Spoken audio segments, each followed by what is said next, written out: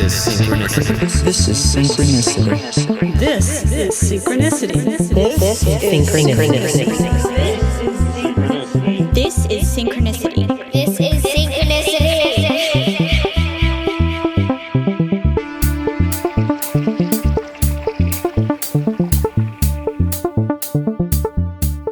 Welcome to episode 36 of Synchronicity. My guest, I almost said that weird. My guest this week is Jay Weingarten. I'm going to get to Jay in just a second. You know the deal. I got other stuff to talk about first.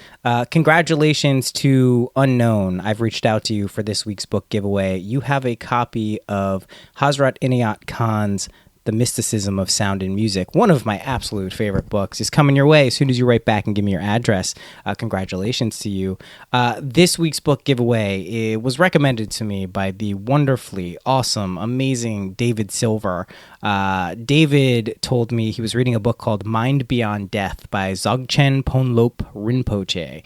Don't worry, I'm going to have a link on this episode, which you can check out at syncpodcast.com, SYNC podcast.com. When you're there, you can join the community too. And then in case you're like, what are you talking about? Book giveaways. What is this nonsense?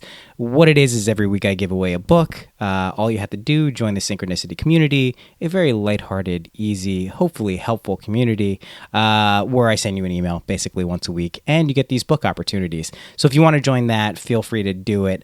This book though, Mind Beyond Death, I haven't started it yet. I just got it today, downloaded it to my iPhone, doing an iPhone book. I have too many physical books. It's becoming a real kind of hoarding sickness. I don't know that it's healthy in any way, but I usually go back and read the books. I won't say always. I haven't read every book I've gotten, I'll confess. But this one looks really interesting. Mind Beyond Death. Like that's, if you're not interested in what happens after we die, then please write to me, Noah at syncpodcast.com, and let's talk because I want to get to your level of awareness.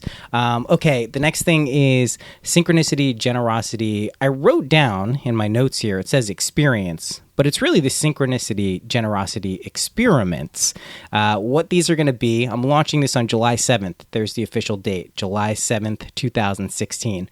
So right now that's in the future for me. If you're listening, it will likely be in the future, but if you're listening to this and that date has already passed, then I guess it's in the past. Time is weird in podcasts. It's very non-linear. So, but July 7, 2016, what this is going to be is essentially we are collectively as an audience and community going to raise some money for an individual as yet to be determined. That will be determined by July 7th, rest assured. We're basically going to raise money, put it into an account, and then send all that money to a person, which I think will be really cool. And hopefully it's going to be a person who will really have a positive impact in their life. Like who wouldn't? You know, let's say we raise $500, $1,000, right? Maybe more. Imagine if it was you. Maybe in the future, we'll just do it for listeners of the podcast, right? We'll just pick someone to send it to and that's how we'll do it. Who knows? But I think it's going to be cool. The purpose behind these experiments or experience is essentially you'd be surprised what happens when you're generous with various parts of yourself. Came out weird. Didn't mean it to sound like that. Generous with parts of yourself. I don't know what that means. With your money and other, maybe your time and attention, you'd be surprised what can kind of flow back to you. So that's kind of the purpose of this, but I think it'll be cool. So that's July 7th. That'll be next week. I'll have all the details on specifically where you go, how you do it, and I think it'll be cool. Okay, next thing. Going to do a little bit of a different thing here. Also, excuse the abruptness of me.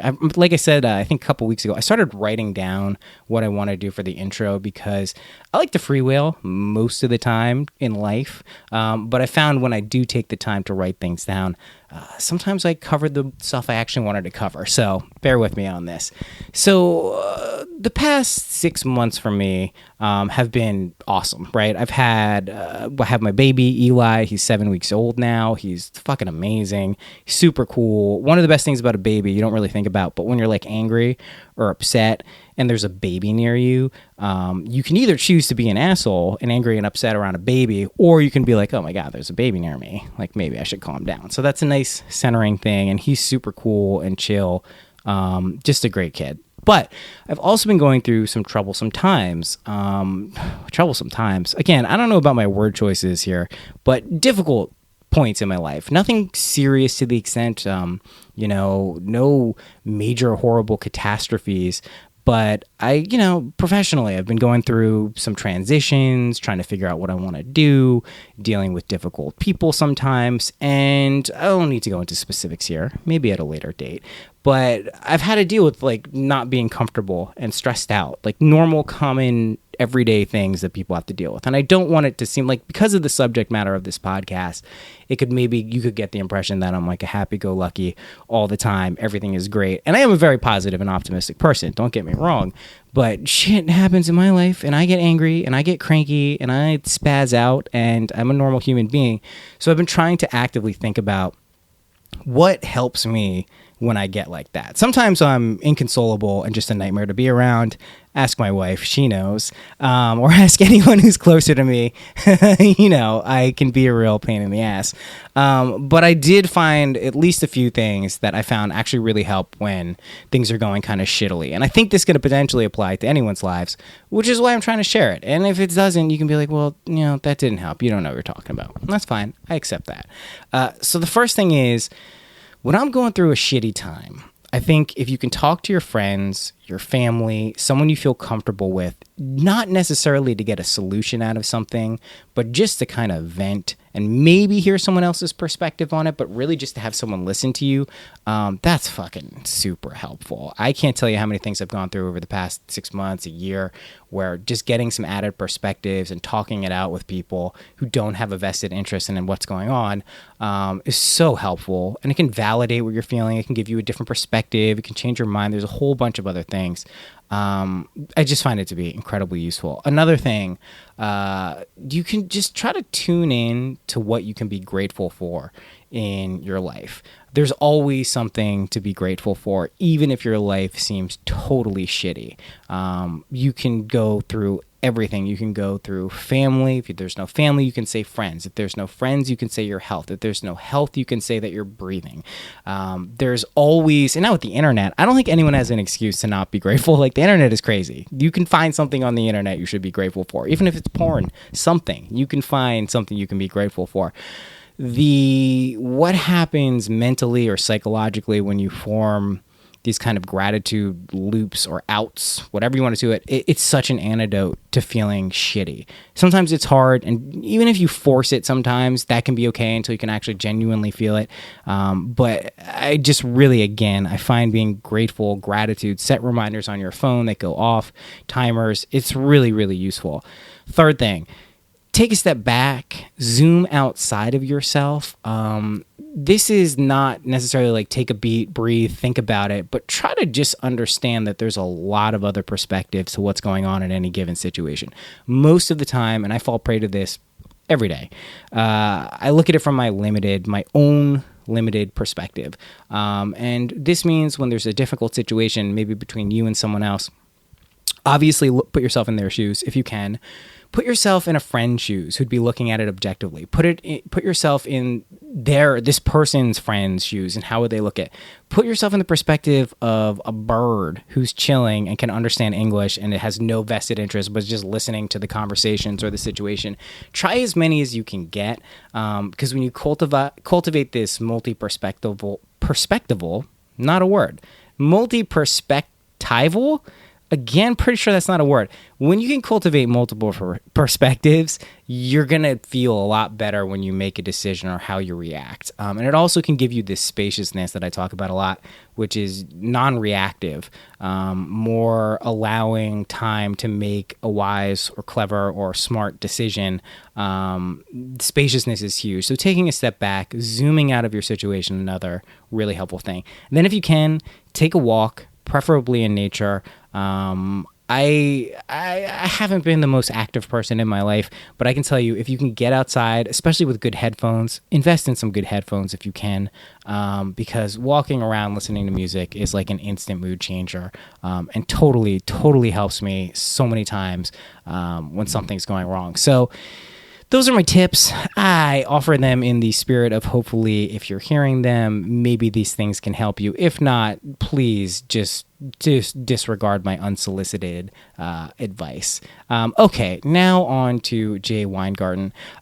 Jay, I laugh thinking about him because he's one of those people who is just really genuinely hilariously funny.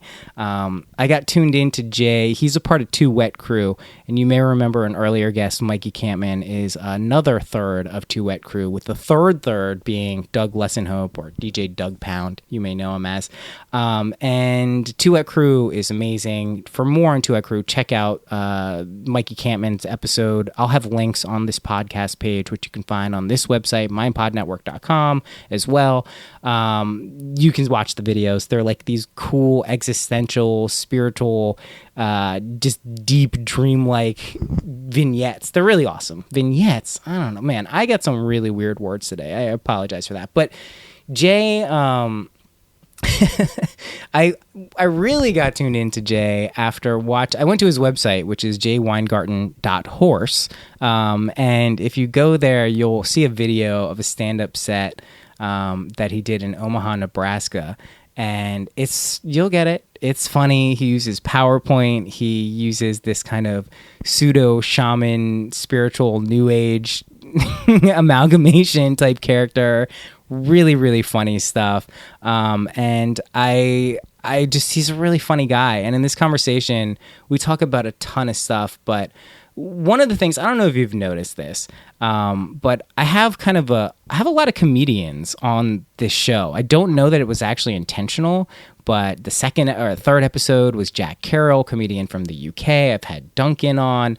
I've had Mikey on. It's just, I don't know. It's just, there's something about comedy that I think there's this insightfulness that comes from comedians that really it merges into a lot of the quote unquote spiritual or deeper consciousness exploration stuff that happens on this podcast, or stuff that I'm interested in.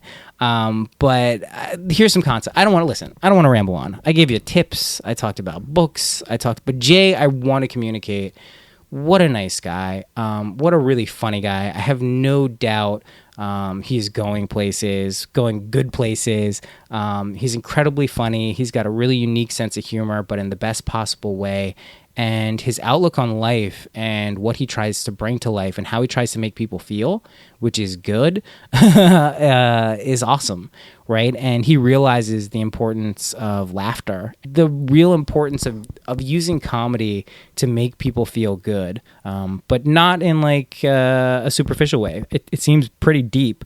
There's one point in this conversation where he just out of the blue starts talking about multidimensional realities and living simultaneous lives together. And I was like, Jay, how did you get tuned into this? He's like, it's common sense. I'm like, oh boy, Jay, I wish it was common sense, but I don't think most people think like that.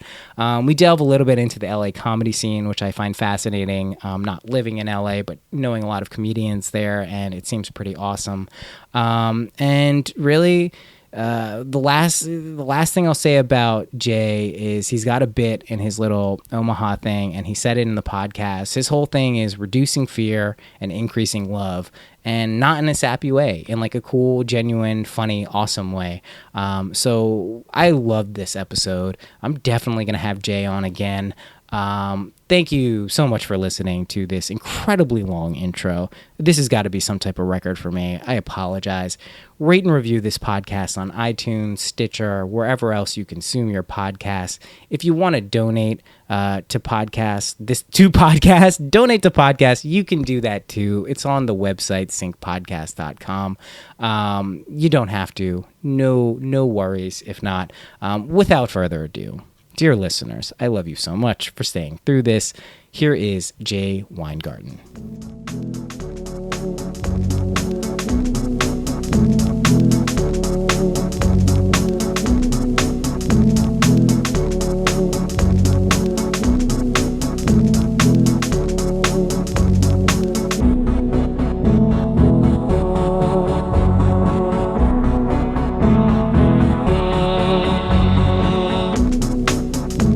Maybe let's go no video for the first half, and then maybe we'll try. Yeah, we could do that. That'd be interesting. That's pretty cool. Let's see what that is like. I don't know. Yeah, I didn't really do my hair.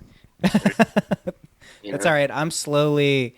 I'm not like a particularly vain person, but I really like my hair throughout like my entire life. And my dad was balding, lost his hair. My grandfather, so like all signs were pointing. And then like a year ago, I just started noticing it. Like, oh my god, my hair is starting to go. And like I still got like a few years before it's like anything weird, but it's a really frightening experience. So, Really? It's gonna go soon? well, I mean, I don't know how soon. My dad had already lost his. I'm about to be 33. He had lost his hair pretty much like well past my point when he was like 27, 28. So I've made it past him, but like, Right. I don't know. Like it never was a problem. I had dreadlocks for 6 years. It was never like I loved my hair and was awesome. And then I was like, oh, it's never going to go. I used to bleach it and dye it and do all this shit. Whoa. But yeah, now it's going. So. Oh, man. Well, I'm sorry you didn't do your hair. Enjoy it. No, my hair is fine. I was just joking around. No, I'm joking. It was my first joke. Nice. Yo, hey, thank you also for coming on and doing this, man. I'm really... Thank you so much for having me. This is an honor. Oh, no. No, it's true. I love the work that you're doing. I think you're doing a great public service, and I really appreciate it. And I'm excited to be a part of your body of work. Oh man, I really appreciate that. I'm excited to have you on because I had Mikey on and then I spoke to his dad like last week. I think the day before I spoke to you setting this up, and was just like tremendously impressed. I met Mikey on Duncan's tour bus when he came down to DC, and I was like, man, like he was just like a really cool guy. Like I didn't even speak to him that long, but it's like, that's like a cool guy. I want to get to know him better. And just like the amount of depth there with his father, and I'd been a Two Wet Crew fan for a while just from YouTube and watching the videos, and it always struck me that there was like a tremendous amount of substance behind what was going on. I hadn't tuned into you, but then I went to your website and watched the Comedy Horse thing, the Omaha set you did, and was fucking dying, man. It was the funniest. I was laughing the entire time. I showed my wife. Wow. Thank you so much. No, but truthfully, like really, really funny. And again, like you're weaving in all of these different kind of like a spiritual neo-shaman character, but like actually talking about cool. It's really interesting. Can you talk to me a little bit about how did you get to the point where that is a routine you're doing up on stage? I know that's a big question, but I'm fascinated by that. Yeah, man. Thanks for that really thoughtful question. I guess it started because I really wanted to do comedy. I just loved comedy so much, from the time I was a young child, and I was laughing at all sorts of things on television and movies, and my dog, all sorts of stuff. And then I just wanted to do comedy, but then I started doing open mics, and I don't know, I just didn't think it really made sense for me, what I was seeing and what I was doing. I felt like a classic comedic story of a fish out of water. And although I would say that that expression has flaws, because I was just thinking about this. I mean, not that long ago I saw a few. Have you seen flying fish before? Yeah, like they have the little wings and they fly for a little bit outside of the water. Yeah. Yeah. It's so cool. Yeah, they're super cool. I love them. And I saw, really, like, because they jump, I mean, and then you see like, you see like a little bit of I don't know, some sort of reflection off their wing. And it's incredible. It's really cool looking. So, yeah, totally. Anytime somebody's telling me about a fish out of water, I'm just like, sir, like there's a fish out of water that looks really cool. So anyways, I just wanted to make comedy, and or ma'am, I said sir, but it could be sir or ma'am. So I just wanted to make comedy, and then I didn't think stand-up I was able to express myself. And also I just had no interest in expressing myself in in a way that is personal. Right. I have basically no desire because Right. I don't I think feel that. I've gained enough wisdom. I feel like I love it. No, I'm a new person. I feel like I'm still obviously evolving every single second, but at the same time, I don't feel ready to share my true self to the public yet. I totally feel you. And I don't have that desire at all. And I think it may happen at some point, but I don't feel ready. So I've always gravitated towards mysteries, things that are, they keep you guessing. You're Right. not sure what's going on. And so anyways, I also had a job where I worked on PowerPoint. I spent a lot of time making PowerPoint presentations, and I've also loved PowerPoint for a very long time. That's awesome. Yeah, my grandpa introduced me to PowerPoint. I think when I was cool. 6 or 7. Oh, that's cool. How old are yeah. you? I'm 29. Oh, okay, cool. And cool. I was 6, 7 years old. It was cool. I remember loving it. I love all of these features there's some features that have been around for a long time too, import images, all sorts of stuff. And Yeah. so then when I was older, when I was working at a job, I worked at a hospital and I made PowerPoint presentations and I said, okay, maybe this is a way I can start to express myself. And it's not perfect. I mean, that's something I did. That set you're talking about in Nebraska was about a year ago. And I don't know. I don't even really like it anymore. It's just you're being too self-critical. I do the same thing with the stuff I make and do creatively. I'm telling you, it's like I watch a lot of shit on the internet and it's legitimately hilarious. Seriously, like there's the concepts in it are really funny. It's really good, man. Like it's, obviously we're always our harshest self, our own critics, but there's a lot. Yeah. I don't know. I appreciate some work that I create though. And no, of course I do appreciate, but it to me, it captures sort of a moment of time. And now I think I have new priorities. And awesome. So to me, it's like, I don't know.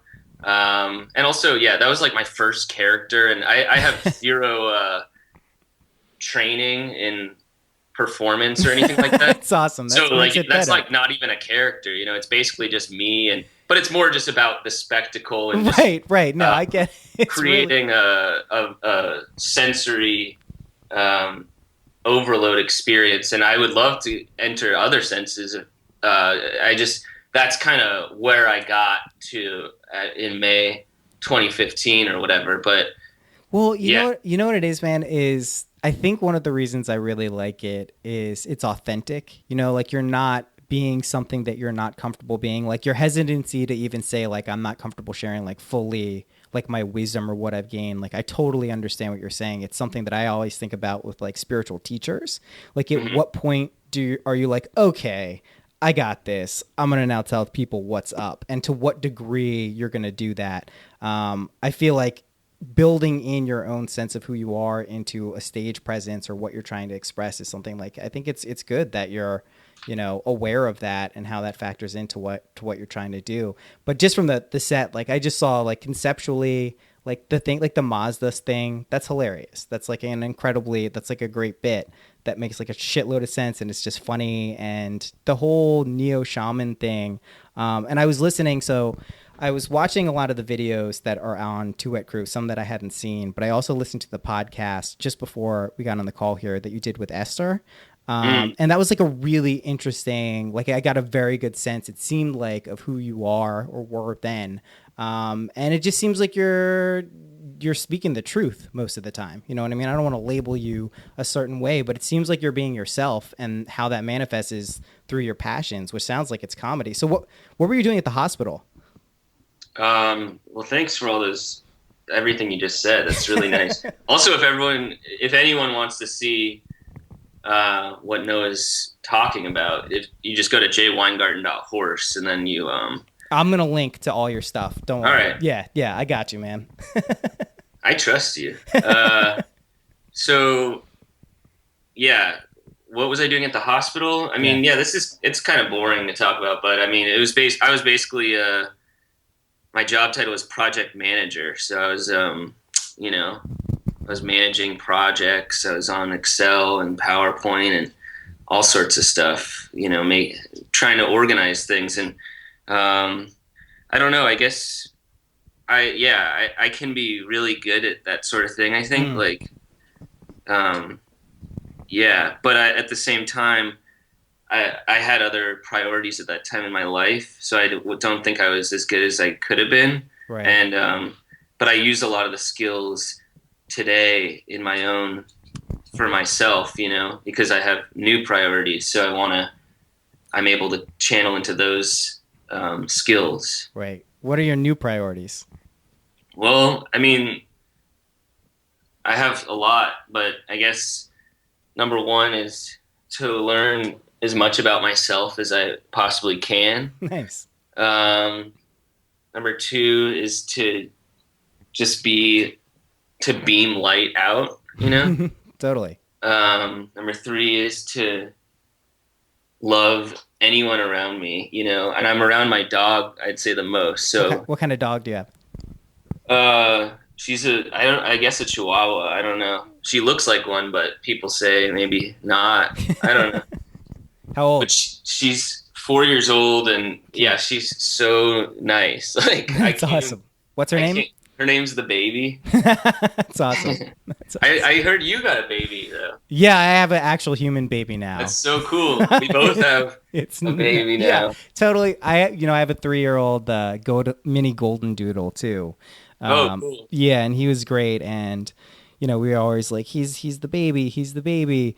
An actual baby. You know what's freaky to me? If like a puppy at like 8 weeks old, 12 weeks old, like they're doing a ton of stuff. Like I'm just grateful that human babies take longer to develop, because if a human baby was running around and doing the stuff that like a dog does at 6 months, it would be terrifying, because this thing, it's just totally nuts. How about in all sorts of wild animals, they literally plop out, you've seen the vids. Yeah. I'm watching plop out. Really? Yeah, I'm watching right now on Netflix, like, because I got kind of tired with a lot of Netflix stuff. I've been watching a lot of Hulu and like TV things, but there's an Africa documentary that David Attenborough did, and they were showing some crazy. There was this. Oh, it was heartbreaking. This is actually really sad. Not to change the tone of it, but there was like a certain type of bird, and she had 2 kids, and one of the bigger kids was like bullying the little one and like taking its food and water. And so then the mom came back, and then the little baby, the one who's getting picked on, who's all like fucked up, walked to go get like comfort from the mom and protection, and she just ignored him, walked over to the straw. It was insane. I know. It was totally nuts. Walked over to the other one and just gave water and food, and like they left the other one to die. It was fucking nuts. Most of the stories were happy there. Yeah, nature is not always pretty.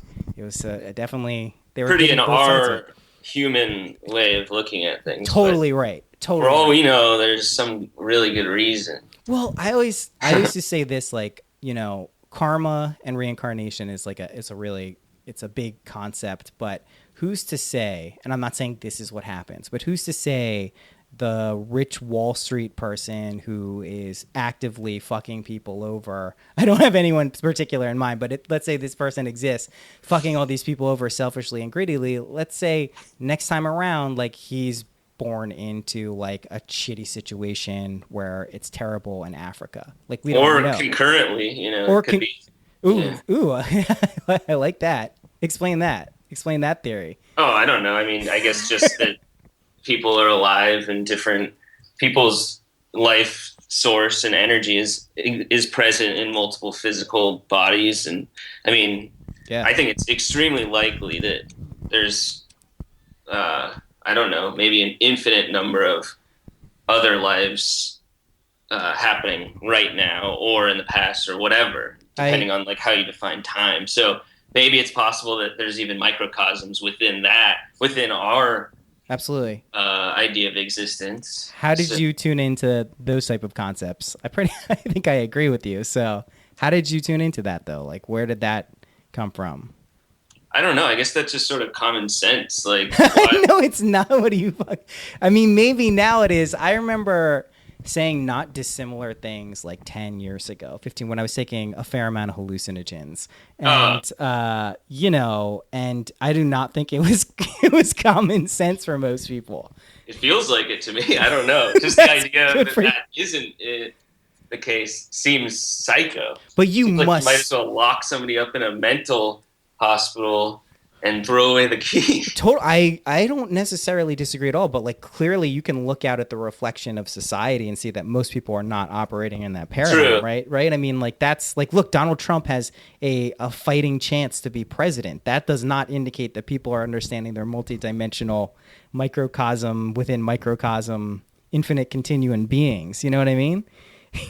I guess so. Yeah, that always surprised me, and that's one of the reasons I love technology so much, and I think that's another reason why I use PowerPoint in my comedy is because I just think it's funny. It's absurd to use these tools that have only existed for a very short period of time on whatever reality that we're all living in, you know, right now, and whatever this podcast is on, you know. Absolutely. So, absolutely. I mean, I think that's one of the other things I wanted to talk about is the use of like these multimedia. Because you were talking about how we were doing open mics and, you know, like the regular get up there, tell a joke, you know, premise-based thing, or however people are doing comedy, which is not to say it's bad at all. I love a ton of stand-up comedians. I love Tim Heidecker's take on a stand-up comedian is like one of my favorite things. Very inspirational. He's an incredible person. I've luckily gotten to know him a little bit recently. Awesome. Went on a camping trip, and he's just such an incredible, I mean, maybe the funniest person, definitely the funniest person I've ever interacted with, I think. I mean, that's so great to hear. It exudes creativity, and also just such a sweet guy. Such a great guy. So that's the impression I get. I'm glad. And I mean, I've seen so many things come out of just him and Eric's production company, just amazing stuff that like really resonates. And like, truthfully, Tim, like one of the reasons I loved him so much is, I don't know, like 3 years ago, he retweeted something by Vic Berger. And I immediately was like, this is like one of the funniest things I've ever seen. Like, this is brilliant. And I'm so thrilled. I had Vic on earlier in the show. Vic is the best. Oh my God. He's like the nice. I listen to that. Because I've been a fan of, I love everything that Vic does too. I mean, he's just so, I mean, I feel like we haven't met yet, but we have very similar values. Yeah, totally. Life. And so he's just one of the best. And yeah, so I wanted to get to know him a little bit. So I listened to that podcast that you had of him. Yeah, he's like the nicest guy. I know it's so nice. Well, it's interesting. I mean, and that's why I was saying about the stand-up comedy, but the use of multimedia and technology, I hate using these are like really shitty terms to describe really funny things, but the juxtaposition of like how to use these, and like I know people call it like absurdist humor, but I get it, but it's just, to me, it's just like really funny, poignant takes on things in a variety of different ways. Like, can you talk a little bit about how the Two Wet Crew, and it's a live show you do as well, is that right? Yes, it's a live show, monthly show at the Satellite, which is a rock club in Los Angeles. Cool. Silver Lake. And wait, so what was your question? I know, I was spiraling up there. I was wondering, like, with Two Wet Crew, how did those concepts like come about? Like, how did you, Doug and Mikey, get together? Like, what's the genesis of it, and then how does it continue? Well, yeah, it started with just the two of them, actually. And Mikey and I became friends, or we were friends, but then like he moved into my village called Virgil Village, and we became close, very close, and also I think Doug started to become familiar with my work a little bit, and Doug ended up asking me to join the group, and it just made so much sense because, awesome. You know, Mikey and I were becoming very close, and yeah, it just seemed like a really natural, nice fit. But yeah, it started with them just, I mean, basically like wanting to put on this live show, and they, you know, also wanted to make videos, I think, and they like thought that the live show would be a good place to show a video. I don't know. I'm not good at this because I wasn't even part of it. Right. But yeah, I mean, Two Wet Crew is really fun. Also, I wanted to say that when I said earlier that, how I don't feel like I'm ready to showcase my truth. I guess I misspoke there because I definitely want to showcase my knowledge and my wisdom, but just not in an explicit way that I was talking about earlier, where people literally say like what they're thinking, things like that. That to me, I don't think I'm ready for that. And everything that I do, I want to be. I mean, I don't even know if the right word is truth. I think it's just based in some sort of feeling that I want to convey, or some beauty. That's it. I don't care about anything else. But I definitely don't feel like I'm compelling enough as an individual to just say things from my perspective. Why not? I just don't. I think I can do better in just by pretending to be somebody else or whatever, rather than just say like, "Oh, I like tuna or whatever." Like, because that's something I like, but I don't know. I don't want to tell people about it because I think that would just be boring.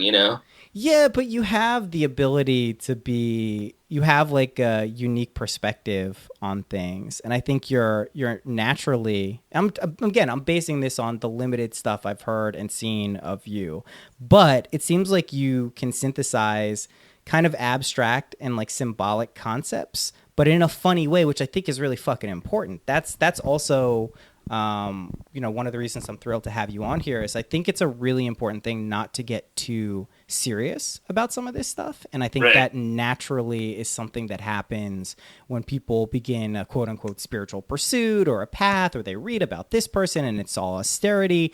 And I think laughing and being able to laugh at ourselves and just some of the shit that's going on is like super fucking important. That's like a huge part of being like, I think, a full person.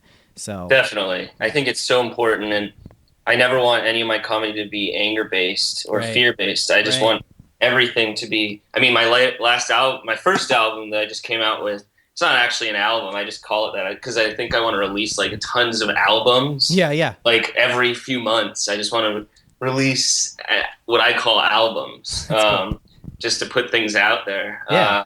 And anyways, it's called Big Laughs because I think.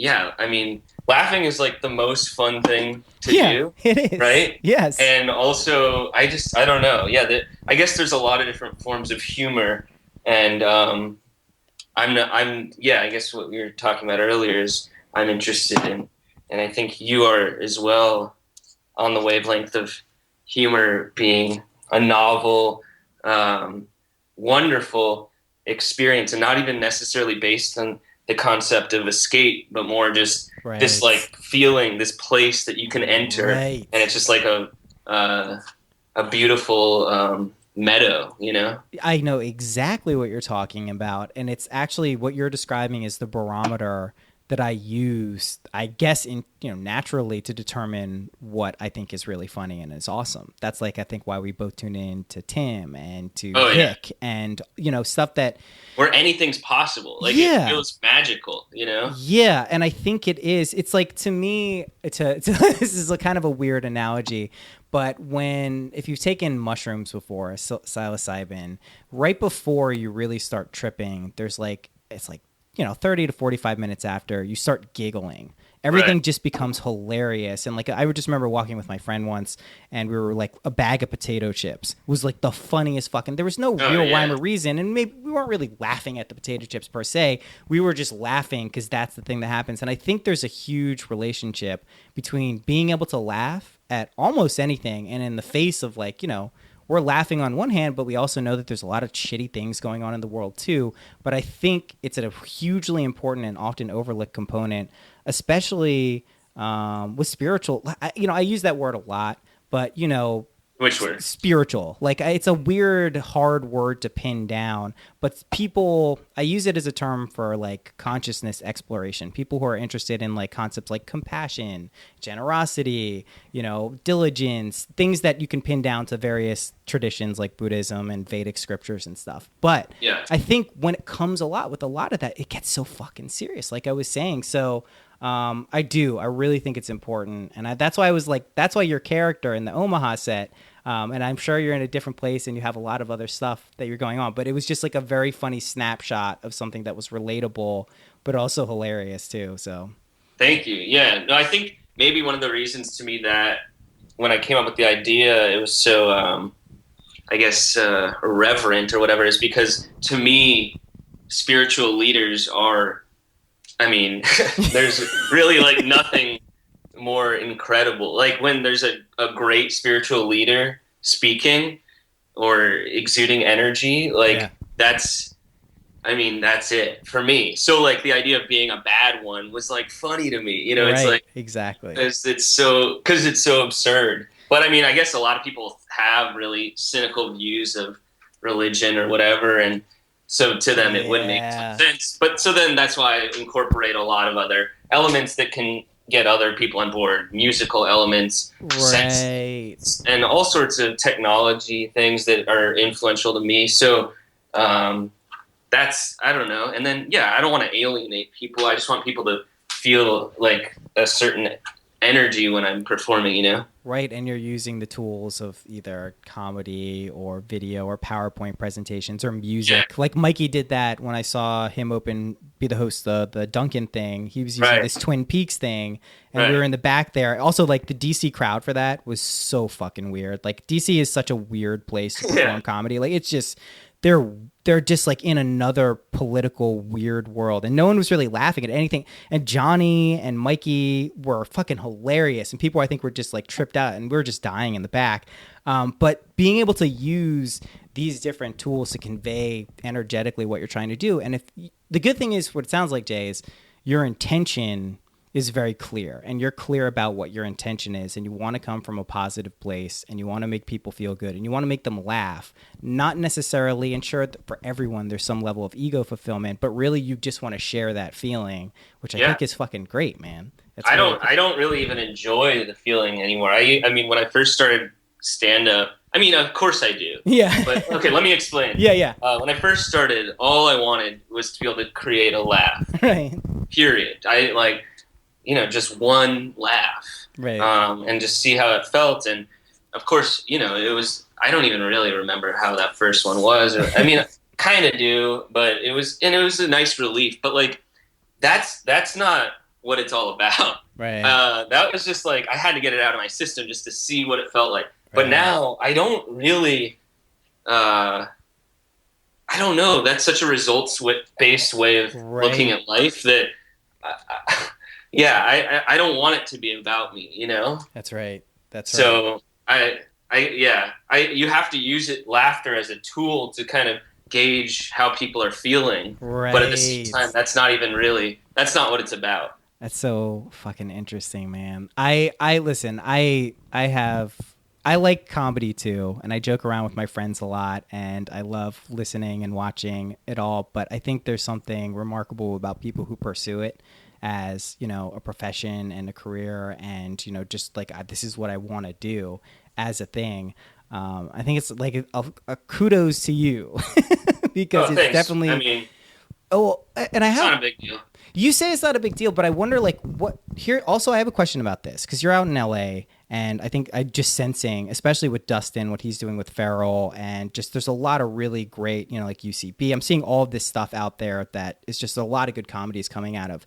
Mm-hmm. What is, in your estimation, like the landscape for comedians out there and just creative professionals in general? Because you're trying to obviously do something I think pretty important, and also trying to be supported by it, I imagine, which is usually things people want to do. So like, what's it like being out in LA and this kind of scene that's going on there? I don't know. Honestly, I've tried to, I guess, isolate myself as much as possible recently. And maybe I'm not completely isolated, but I really try to do that. And so I don't even, I guess I used to feel very connected to a community, and now I feel less so, and I think that's okay. But I think Los Angeles comedy has can be problematic, actually. I think the problem is, and I think why other cities may have advantages, like let's say New York City, which I think pound for pound, I haven't been there in a couple of years, but I lived there yeah, it's awesome. Yeah, I mean, I love New York City, but I'm saying comedy-wise, I think they're much more advanced, actually. Yeah, I used to love going to the comedy shows there. They were always just drop in any random one to Comedy Cellar store. It was amazing. Comedy Cellar is amazing. Yeah, I mean, I think not necessarily just stand-up comedians, but people, the kind of ingenuity that they have out there is really actually intimidating to me, because I think a lot of them share similar values, and that is less focused on, as we said earlier, truth, and more focused on maybe like a beautiful like cousin to truth, which is to me maybe more interesting. And but Los Angeles, of course, I have some very good friends out here, great friends, best friends, but I also and people are doing really amazing things. Of course, I love Tuet Crew. I love, my friend Kyle Mizzono is just an incredible performer. She's wonderful, wonderful friend. What's her name? Kyle Mizzono. Okay, I'll check her out. Yeah. And I have, so many great friends out here who are doing really great things. But I think there's a problem because... and I'm not sure if it's because money is here or what. I think it's probably money based, but I think there's a problem, and that's one of the reasons why I try to isolate myself as much as possible from a lot of like external stimuli. Yeah. So I mean, it's funny because I look at the parallels to the music industry, right? Like I had a lot of friends who are in the music industry, a lot out in L.A. actually. And it's a weird world out there for creatives in general. And I think especially now when you amplify it with technology and, things like I own Bitcoin. And when you own Bitcoin, it's like you realize how weird all of this shit is in general. Like there's something that had no valuation that all of a sudden is worth like a shitload of money.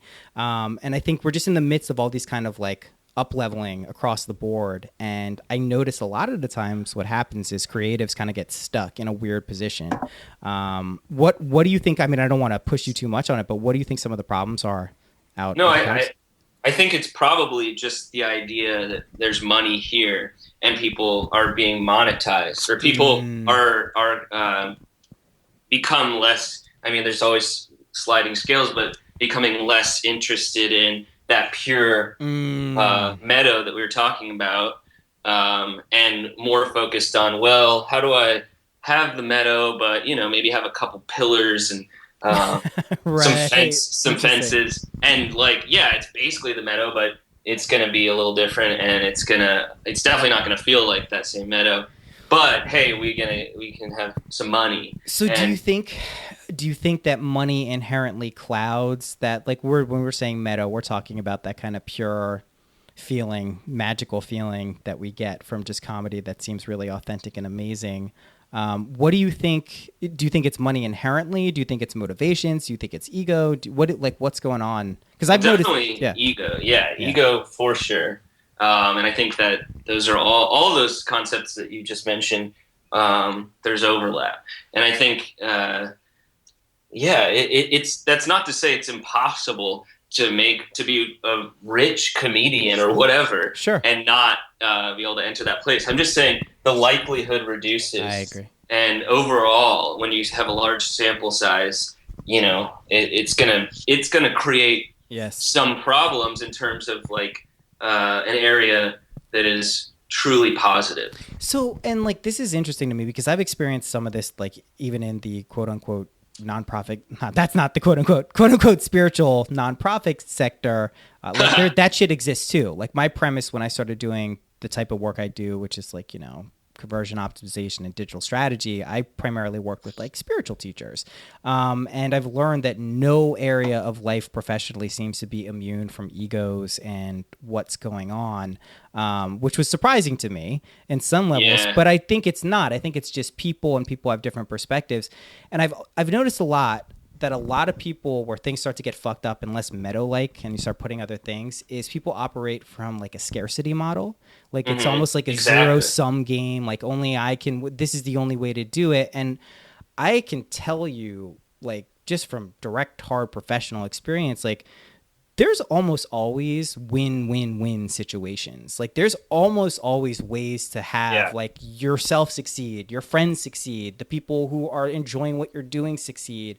And I think I'm talking at least to a lot of people who are more kind of on that wavelength, which I think is encouraging. And especially like I bring it up, the comedy thing, because I'm inspired by what's going on out in LA in a lot of ways. Like a lot of the stuff I really love, I know that's like coming out of LA, of course, New York too, and other places, not to rule anything out. But I noticed not everything is incredibly pure, as you're saying, of course. But I am interested in, like you, is like, being able to support and help the people who are doing cool shit. So yeah, man, it's interesting to hear you say that, because I know it's something that I've seen across everything, and I'm wondering how, what systems will emerge to kind of support a way to keep Meadow-like stuff, propagating. Yeah, that is really interesting. I guess there's no safe industry or whatever, but I think sometimes it's important to acknowledge that even though these sorts of forces may be out there that are making us feel, cloudy egos and weird kind of creepy stuff, if you look at people on a more individual level and you see like the true self in each person, you realize that maybe it's not as ugly, it's not always almost no one, like I love this, that Ram Dass, he does this thing where he had George Bush on his little prayer table. Oh yeah, I know for about a while. that. Yeah, and he changed it to Trump. Wait, to Trump. Yeah. That's so cool. It's really cool. I mean, so like I love that. I think it's amazing too. It's just such a simple yet effective teaching there to like, oh yeah, this makes sense. How did you? But like, here's the thing: were your parents supportive of kind of your outlook on life? Did it naturally evolve? Like, because you must realize on some level you have a pretty optimistic and refreshing perspective about the mystery of life and all these other things. Like, do you read about this stuff? Do you listen? Do you just intuitively kind of know it? Like, how did that come about?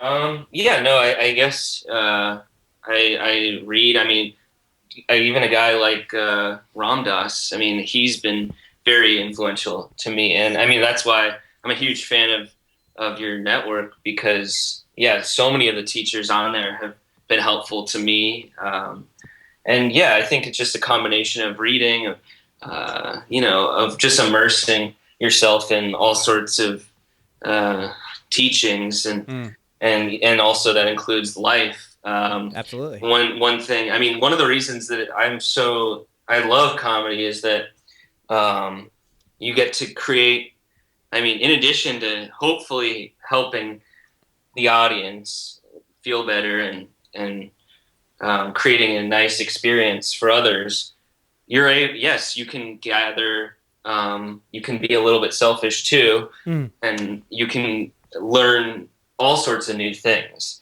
that in turn will help you fuel the audience and so on. And it's just a beautiful kind of like a recycling device, Yeah. And you can create experiences in yourself that are really interesting. I mean, one thing I like to do is create an experience for myself. I mean, like things like self-humiliation. I think doing things like that are so important, and just creating new pathways in your brain. Right. And like, this was a huge fear of mine for a while. I'm just going to do that to myself, make myself feel that feeling and survive it. And then I will grow. And stand up is cool because you can put yourself in like a spotlight and then create really uncomfortable, quote unquote, uncomfortable situations for yourself. And I think that's also a cool thing with comedy, because that's something that most performers instinctively would avoid. Right. And the beauty is you can do anything you want. And it's really cool, some of the scenarios you can put yourself in. It's so true. I mean, it's funny, again, coming from a musician's perspective, you don't usually put yourself on stage to purposely like play the wrong note, right? If you're trying to play something, but in comedy, it does create this dynamic where you not only can play it, but I mean, I guess that's why people make the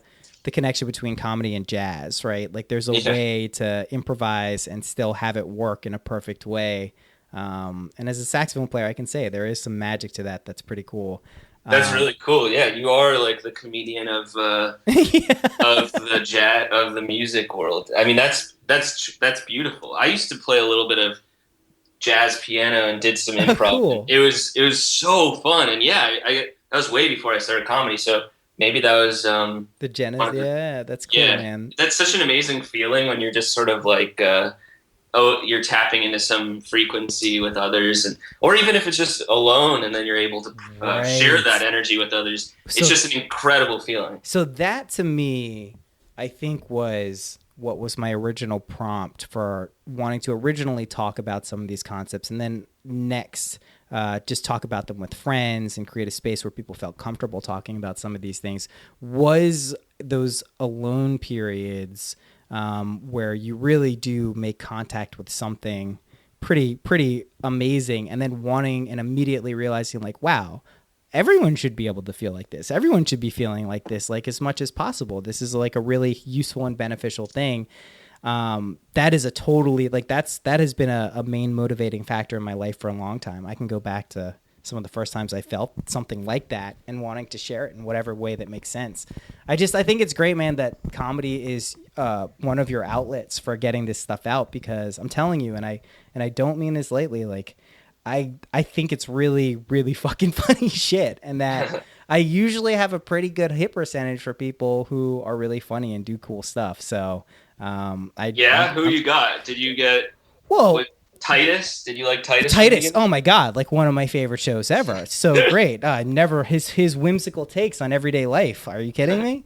Amazing. I just like his style. I just like aesthetically how he looks as a guy. He's so cool. Such a great He's like what you're supposed to think is cool when you're a kid, I think. I don't know. Like bleached hair or whatever. Okay, well, so weird. Dude, speaking of comedy, like what you mentioned your friend, but what are you really digging right now? Like what should I be tuning into that maybe I'm not? I stalked your Facebook video, you're not your Facebook, your YouTube video thing, and I watched some of your videos. I watched YouTube. Yeah, Wait, YouTube. What do you mean? I don't really post anything. No, not anything you posted, but stuff you like had my favorited. favorites. Yeah, I watched the pumpkin thing. I was laughing at a lot. Wait, the 3D pumpkin? Yeah, the 3D pumpkin thing. Oh yeah, for sure.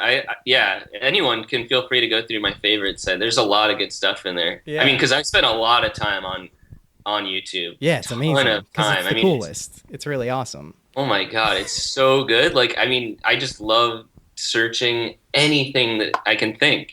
Just whatever pops into my mind, I search it, and then I look at the most recently uploaded ones that have like 0 or 1 view, and exactly. It's just you can do that forever. And then you can look at somebody's profile and go through everything.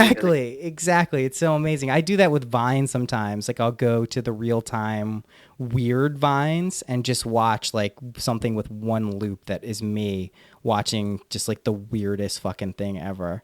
That's pretty fun too. Yeah, but YouTube's amazing. I just love the internet. It's really awesome. It's pretty great. So good. I mean, really, like it's a dream. It's truly like I don't think people think about it enough that way, because I remember what it was like before the internet. Me too. It's so crazy that it exists now, and it's like people have already adjusted to it. People already like think that's like the norm, Well, like my son is going to grow up where the internet has already existed for a long time. Like I also remember like dial tones and like having to go like I remember before cell phones. You know what I mean? Like this shit me too. It's nuts. So Yeah, the internet is pretty. I mean, it's. I think there's a nice, interesting parallel, and I use this a lot when I in my professional life. That I don't think the internet is all that different than the not internet, and I think the same things work on the internet that work in real life. There's different, obviously, technological advantages and disadvantages, but it's what you make of it. It's an inherently neutral thing. Sure, people may be trying to color it a certain way with certain flows of information and what we see and what we don't. But really, you can do whatever you want if you really want. It's completely open and free, and the stuff you seek out is as much of a reflection. I mean, that's also the thing with MindPod Network. And you mentioned it. Like, I always wanted it to be somewhat of a. I wanted to be kind of an antidote to some of the stuff that isn't really making people's lives better, especially on social media feeds or emails or just, you want shit that's going to be potentially helping people and be like a little beacon out in the sea of people putting stuff on the internet. So absolutely, yeah, man, I'm glad it's cool. You dig it. I love it. I really do. I mean, there's so many cool things about the internet. I just there's this one account on Twitter that's incredible, that it's like in Arabic or something, and they post photos of like men without clothes on, and they always are good. Everything, like, you can just find accounts and everything they do is good because it's perfect. There's nothing wrong with it. Everything that they do, that so many people do online, is perfect, and I love it so much. I mean, that's a huge, that's the thing. I try to avoid certain things that are when too much time is put into something. I'm not interested. But if something is, as I said, something that's uploaded on YouTube and it has 1 or 2 views, and all their videos get 1 or 2 views, so ego is 100% removed from the situation. Right. There's some other thing compelling them to do it. Exactly. Yeah, you can tap into some of the most incredible stuff. Really. I mean, one of my favorite things that I've watched, I mean, I know Vic is actually a fan of this guy too. And he's not this isn't Timmy guy? Not Timmy. No. Okay. Daniel Songer. No, who is that? Okay, so he is definitely my favorite comedian on earth. He is this man in Georgia or whatever. I think he lives in Georgia or South Carolina. And he would just record himself doing stand-up in his backyard. And I know Vic's a fan because I was on his Facebook recently. And actually, Cole Cush. Do you know Cole Cush? Yes, yeah, I do. He is. Oh my God! I mean, he's just I'm such a fan of his work, and he's this brilliant animator lives in Edmonton, and everyone should look him up. Who's listening to this? And anyways, he stayed with me for a couple weeks recently, and we tried to watch as many of this guy Daniel Songer's videos as possible. I mean, I've done that before. I've watched almost all of them. There's 253, I believe, and all about 6-8 minutes long or whatever. And some have these crazy titles and have been shared. You have to watch. Oh, I've already Googled him. I have him queued up, ready to go as soon as this is done. Don't worry.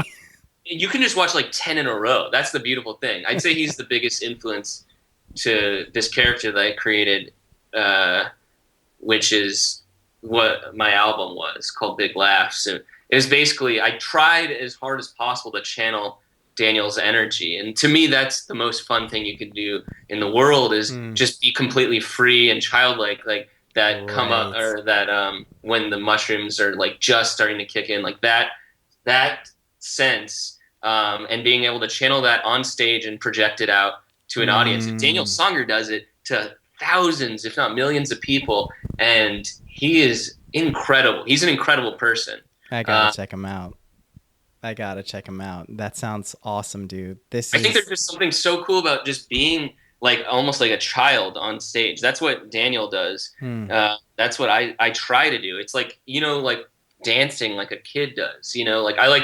I'm trying to do more dancing. I have this song called "Who Let the Laughs Out." Yeah, I saw in the album, and I've been playing it on stage with the karaoke track. So I want the crowd to sing and dance, and it's just so fun to be able to dance like you did when you were a child. Well, it's funny. I tweeted yesterday. I was like, dancing like an idiot by yourself is like a top 8 activity in life. It's just like one of the most fun things you can do. And if you don't do it, especially if you can share that with people, it's so much fun. Yeah, it's not just you enjoying it, because it almost feels when you're doing it alone.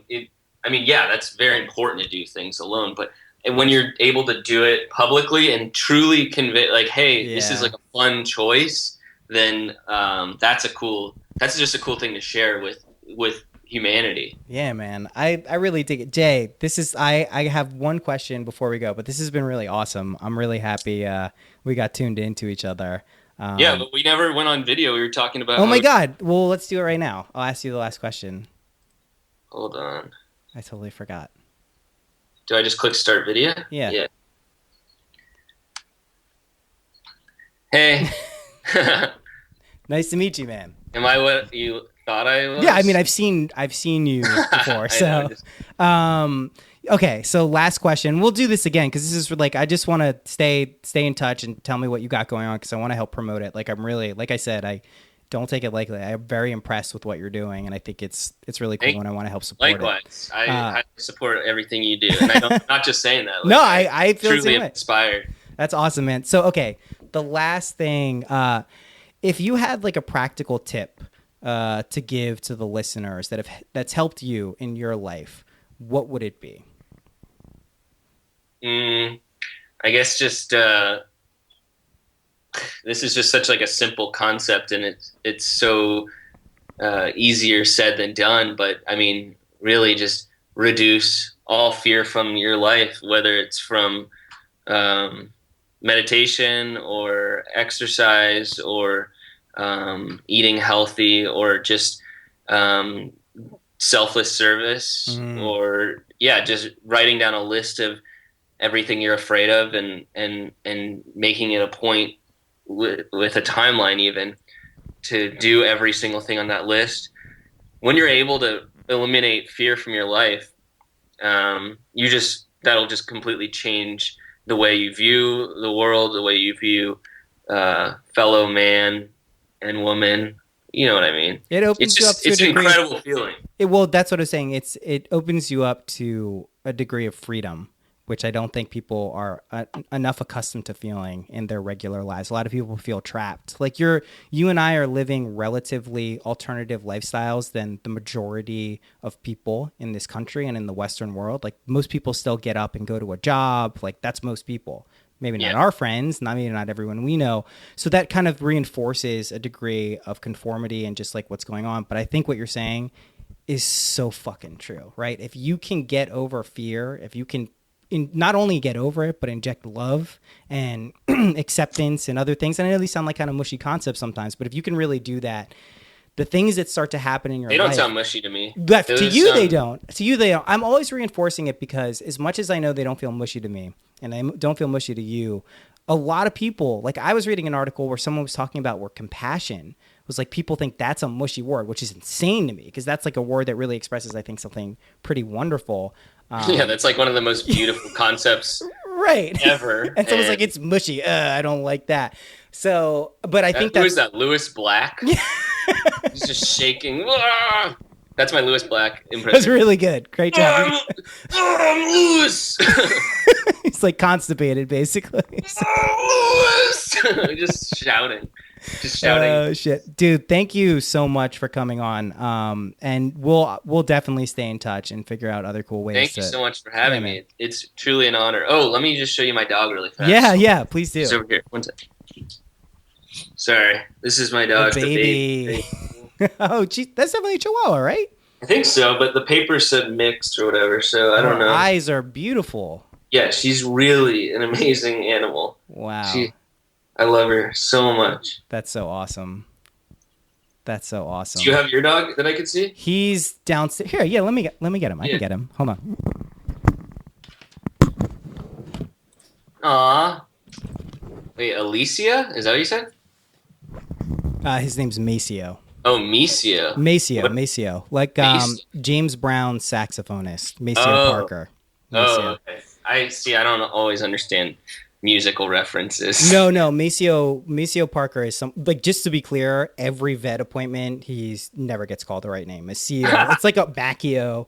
It's tough for people. But Wait, I'm going to look it up though. Maceo Parker. He was on Spotify. He's got like he was James Brown saxophonist. So like, are you still doing sax right now? No, man. I sold my saxophone.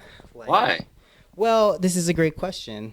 I sold it originally because I wasn't playing it that much. So when I went to music school, you had to play an instrument to get into my college. And which college? Berkeley College of Music in Boston. Yes. So I played saxophone because you had to play an instrument, and I had been playing saxophone my whole life. And then I basically started really falling in love with electronic music, like underground house stuff at the time, and just like experimental stuff. And so I started getting less and less interested in playing the saxophone. So I got through college, had it afterwards, never gigged with it, never played with people. So I kind of lost interest in it, and I sold it.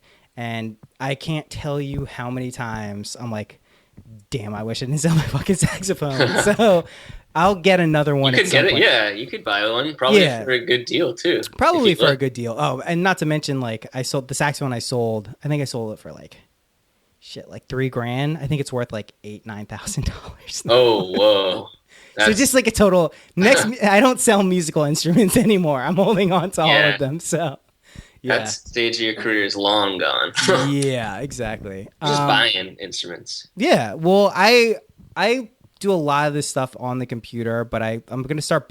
I don't have like a really good space to do my music stuff because I'm actually in the house I grew up in Long Island because my mom has a house in upstate New York, and we came back here because I pay like $500 in rent and the utilities, to live here relative to living in Manhattan when it was like $3,000 for our one bed. So we're raising the kid here. We're going to move back probably to the New York area.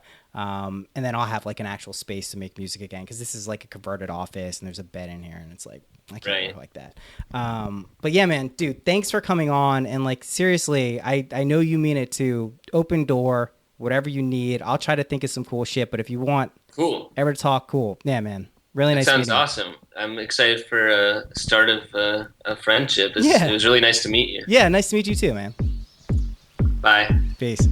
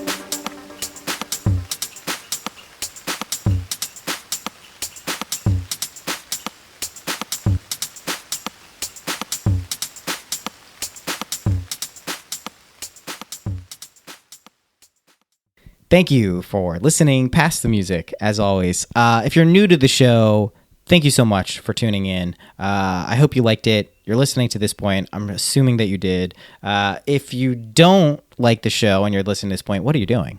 I mean, come on, turn it off by now. If you're a returning listener and staying past the music, awesome, always. You guys are the best. Rate and review Synchronicity on iTunes or Stitcher or wherever. I really appreciate that. Doesn't cost you anything. Easy to do. If not, no big a deal.